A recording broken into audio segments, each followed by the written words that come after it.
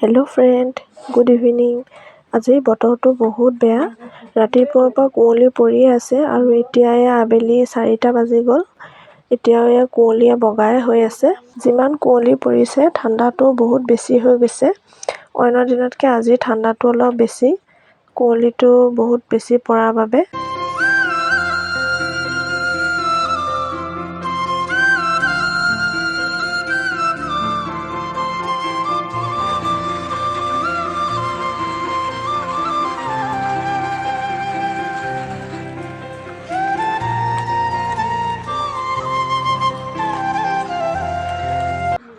এয়া আকৌ মায়ে বনাই দিলে গাখীৰ চাহ একাপ।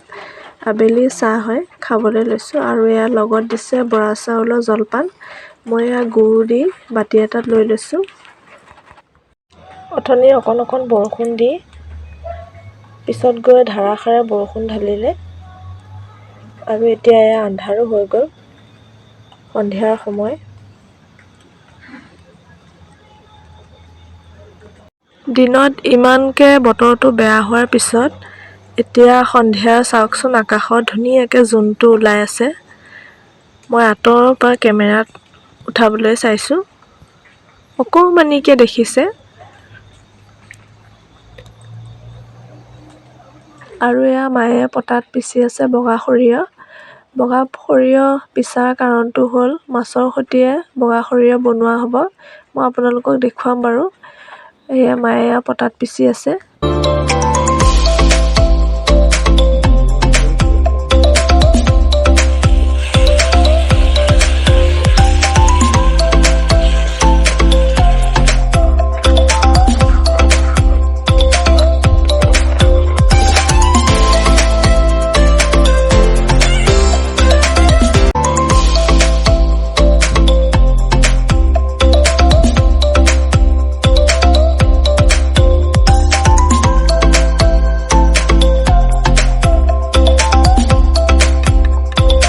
আনফালে মই বেঙেনা এটা পুৰিলোঁ, বেঙেনা পিটিকা বনাবলৈ।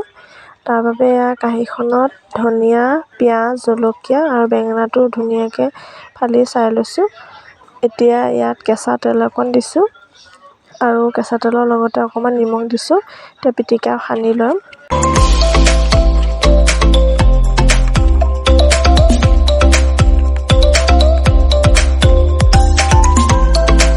আৰু সৰিয়হেৰে বনোৱা মাছৰ আঞ্জাখন ৰেডি হৈ গ'ল। লগত আছে পেটু ভাজি আৰু ধনিয়া চাটনি, বেঙেনা পিটিকা আৰু ভাত। ভাতকেইটা মই আপোনালোকলৈ বুলি উপস্থাপন কৰিলোঁ। কাঁহীখনত ভাতকেইটা সজাওঁতে অকণমান বেয়া হৈ গ'ল, তথাপিও আপোনালোকৰ মৰমৰ বাবে দিবলৈ চেষ্টা কৰিলোঁ। কেনেকুৱা হ'ল ক'বচোন কমেণ্টত।